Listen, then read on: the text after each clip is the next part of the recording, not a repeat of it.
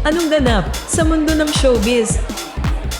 Nagkaroon ng iba't ibang hula ang netizens matapos magbahagi ng Instagram story ang social media personality na si Bea Bores tungkol sa ama ng kanyang anak na si Baby Hopia.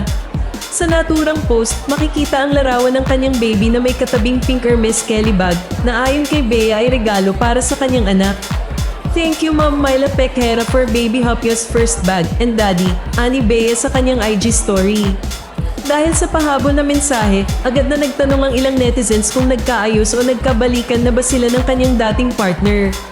Nakisali rin sa usapan ng kaibigan niyang si Melissa Enriquez na pabirong nagkomento ng "The world is healing." Upang linawin ang sitwasyon, ibinahagi ni Bea ang screenshot ng usapan nila ng social media personality na si Seniora.